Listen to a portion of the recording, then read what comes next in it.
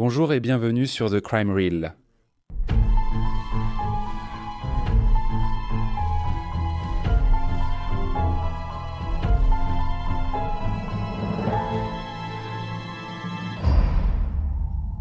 Pour la narration de faits divers de cette semaine, nous allons nous intéresser à la vie de Joséphine Gray du Maryland.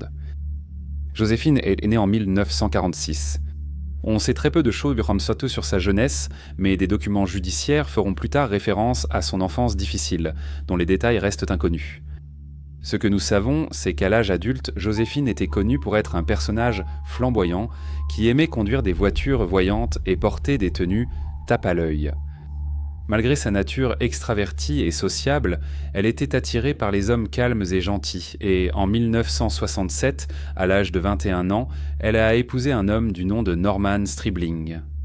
Joséphine travaillait comme concierge pour les écoles publiques du comté de Montgomery, un poste qu'elle a occupé tout au long de sa vie adulte. Joséphine et Norman ont eu 5 enfants, mais leur mariage n'était pas heureux. Au début des années 1970, Joséphine a pris un emploi à temps partiel pour nettoyer des bureaux où elle a rencontré William Gray. Monsieur Gray utilisait son second prénom, Robert.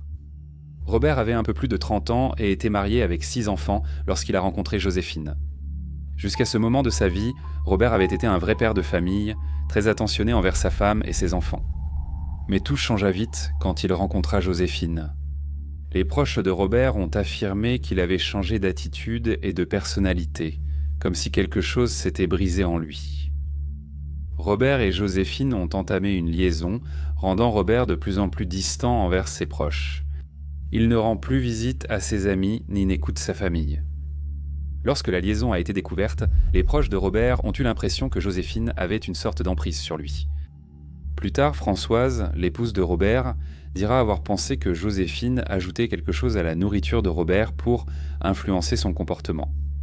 Françoise pensait que la théorie se confirmait quand Robert a arrêté de manger les plats de Joséphine et a retrouvé son ancienne personnalité. Joséphine avait une collection de poudres, de racines et de tisanes cachées dans sa chambre, et lorsque Robert se retrouvait à nouveau en sa compagnie, sa personnalité étrange et distante revenait. Norman, ayant découvert la liaison de sa femme, devenait de plus en plus craintif envers Joséphine.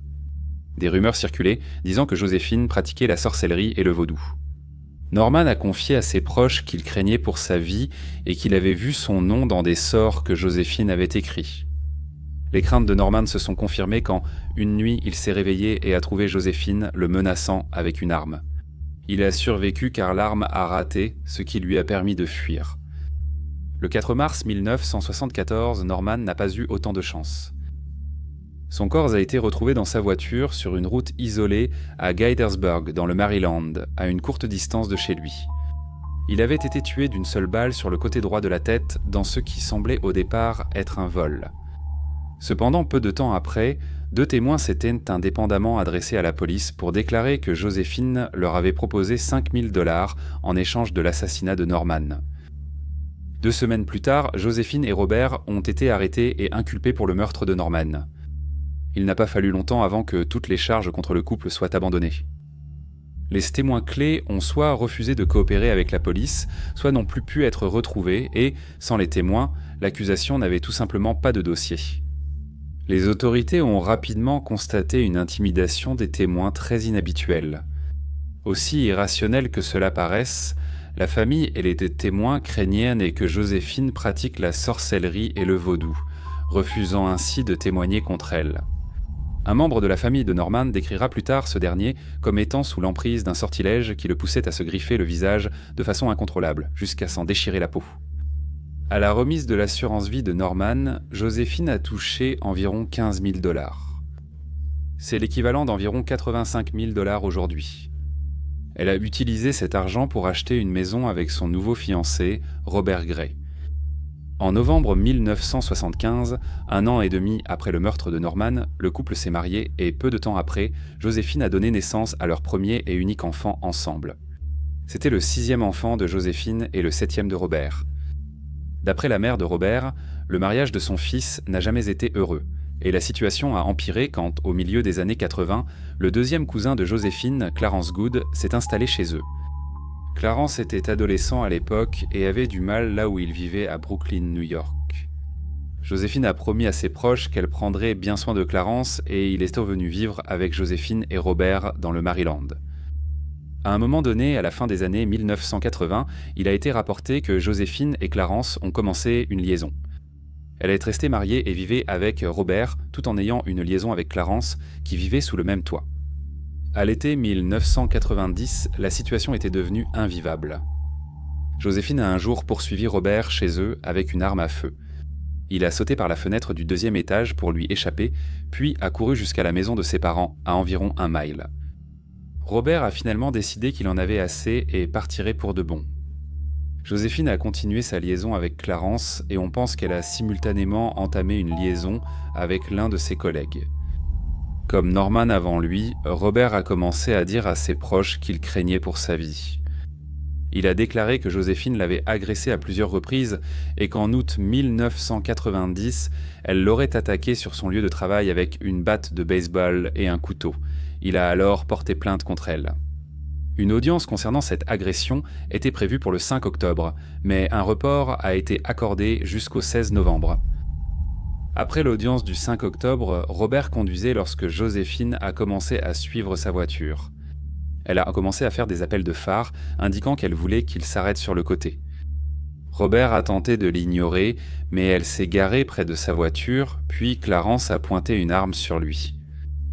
Pris de panique, Robert a mis la voiture en marche arrière pour s'échapper.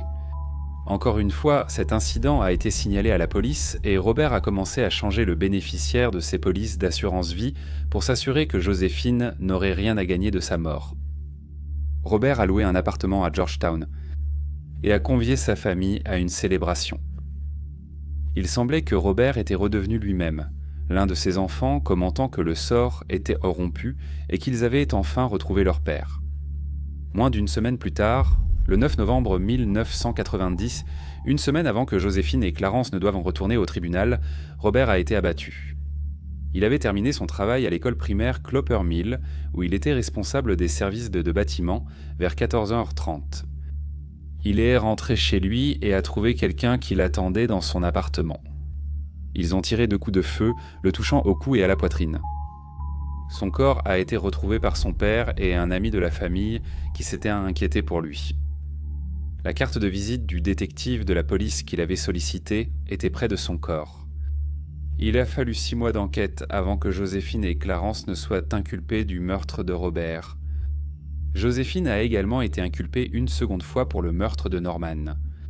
Il a été rapporté que 2 des enfants de Joséphine et Norman, Brenda, âgée de 26 ans, et Bernard, âgé de 23 ans, ont déclaré aux enquêteurs qu'ils pensaient que leur mère était responsable du meurtre de leur père et qu'elle avait également prévu le meurtre de leur beau-père. De plus, les déclarations du frère de Joséphine, Donald Mills, et de sa fille, Regina Gray, ont impliqué Joséphine dans les meurtres.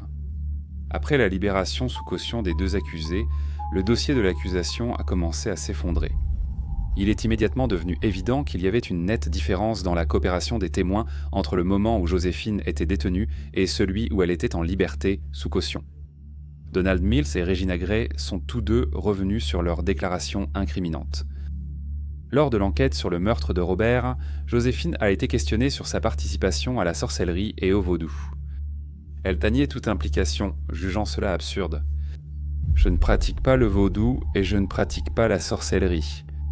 Ce n'est pas parce que je vais acheter un porte-bonheur pour jouer à la loterie ou quelque chose pour acheter des herbes et boire une tisane ou prendre de l'huile d'olive et moindre. C'est dans la Bible. »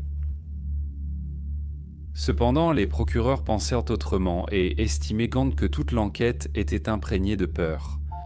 Le 4 septembre 1991, un juge a autorisé la présentation au procès d'une conversation téléphonique entre Joséphine et un docteur vaudou.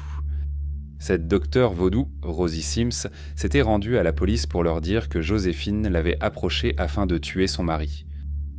Peu après, les procureurs ont annoncé que Rosie Sims, alors en liberté conditionnelle, était introuvable. Le 1er octobre 1991, les procureurs ont abandonné les charges contre Joséphine pour le meurtre de Robert, mais le procès pour le meurtre de Norman 17 ans plus tôt aurait quand même lieu. Le procureur adjoint de l'État de l'époque, Thomas Tamm, a déclaré que les charges avaient été abandonnées pour des raisons stratégiques, notamment afin de préserver le droit de l'État de les réintroduire ultérieurement. 7 semaines plus tard, le 19 novembre 1991, les charges contre Joséphine pour le meurtre de Normand ont également été abandonnées en raison de la disparition d'un témoin clé dans l'affaire et du refus d'autres témoins de témoigner. C'était la deuxième fois que des charges étaient abandonnées après la disparition d'un témoin. Bien qu'il ait modifié certaines polices d'assurance vie, Joséphine a quand même reçu plus de 50 000 $ après la mort de Robert. Elle a utilisé cet argent pour rembourser le solde de sa maison, initialement financée avec l'assurance vie de son premier mari. Aucune accusation contre eux, Joséphine et Clarence ont continué leur vie ensemble. Cependant, Clarence était devenu de plus en plus isolé et malheureux. Joséphine ne lui permettait pas d'avoir sa propre clé de leur maison, ni de voiture, ni d'argent à lui.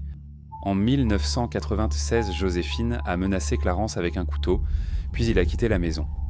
Il logeait chez des proches autour de Baltimore, où il trouvait un lit pour la nuit. Il a commencé à gagner un peu d'indépendance lorsqu'il a commencé à travailler pour le service de transport de fonds Loomis, mais il a commis ce qui allait devenir une erreur fatale en laissant expirer la police d'assurance dont Joséphine était la bénéficiaire. Sans paiement des primes, la police ne resterait en vigueur que pour 60 jours supplémentaires. Le 21 juin 1996, la police de Baltimore a découvert le corps de Clarence dans le coffre de sa voiture. Il avait été tué avec un pistolet 9 MMA. Avant son meurtre, Clarence avait dit à sa sœur Véronique qu'il allait rendre visite à Joséphine. Il avait également parlé à des gens de la façon dont il avait l'impression que sa vie était en danger et à quel point il avait peur de Joséphine. Après la découverte du corps de Clarence, la maison de Joséphine a été fouillée et des balles de 9 mm retrouvées. Il y avait une grande tache sur le sol du garage qui s'est révélée positive au test sanguin, ainsi qu'un aspirateur industriel qui contenait également des traces de sang. Cependant, il n'y avait toujours pas assez de preuves pour inculper Joséphine du meurtre de Clarence. Joséphine a de nouveau touché une indemnité d'assurance vie, cette fois d'environ 100 000 $. Joséphine aurait encore échappé à la justice pour meurtre. Frustrés, les procureurs ont choisi une nouvelle stratégie pour poursuivre Joséphine. Elle sortait maintenant avec un homme nommé André Savoy, qui n'avait aucune idée de ce qui était arrivé aux 3 autres hommes. Encore une fois dans cette relation, Joséphine contrôlait tout, et les voisins voyaient souvent André, âgé de 48 ans, enfermé dehors chez lui, car Joséphine ne lui permettait pas d'avoir son propre jeu de clés. Lorsque la police l'a contacté, il a accepté d'aider. Le 7 novembre 2001, un grand jury fédéral a inculpé Joséphine de 8 chefs d'accusation de fraude postale et électronique pour avoir perçu l'argent des polices d'assurance. L'acte d'accusation affirmait qu'elle avait tué intentionnellement ses ex-partenaires et caché son rôle pour toucher leurs assurances vie. Ces polices seraient soumises à la règle du tueur du Maryland, empêchant quiconque ayant intentionnellement tué l'assuré de toucher les bénéfices. Ces accusations n'exigèrent pas que Joséphine soit reconnue coupable de meurtre pour obtenir une condamnation. Les procureurs devaient juste prouver son implication dans chaque décès. En raison de ces menaces envers des témoins, elle a été détenue sans caution au centre du comté de Prince George en attendant son procès. Pendant cette période, elle a appelé André et l'a averti de plaider le 5e amendement et de garder le silence plutôt que de témoigner contre elle. Le procès a débuté en juillet 2002 et Joséphine a plaidé non coupable. L'accusation l'a décrite comme une manipulatrice utilisant chaque amant pour éliminer le précédent. Elle était accusée de dominer ses maris et ses proches par la violence et l'intimidation. Une incantation a été enregistrée et des objets rituels vaudous, dont une poupée avec de vrais cheveux, ont été trouvés chez Joséphine. La défense a affirmé que cette mère de 6 enfants et grand-mère de 11 petits-enfants, survivante à 3 reprises, avait été la cible de rumeurs et d'insinuations constantes. Ils ont indiqué qu'elle avait reçu des indemnités d'assurance vie, légitimement, pour offrir une meilleure vie à ses enfants et petits-enfants. Ils ont déclaré que de nombreux témoins de l'accusation avaient eu des litiges d'assurance avec Joséphine et que l'accusation s'appuyait surtout sur des déclarations vieilles de plus de 20 ans. Après 3 semaines de procès, le jury a reconnu Joséphine coupable de tous les chefs. Elle a ensuite reçu la peine maximale pour ses crimes, 40 ans de prison. Elle n'a montré aucune émotion lorsque la sentence a été prononcée, mais a fait une déclaration par l'intermédiaire de son avocat, commis d'office, affirmant son innocence et déclarant qu'elle place sa foi en Dieu, une puissance supérieure qui sait qu'elle n'a commis aucune infraction ni rien fait de mal. En 2006, elle a tenté de faire appel, invoquant la décision de la Cour suprême de 2005 déclarant les peines obligatoires inconstitutionnelles. La peine initiale a été confirmée.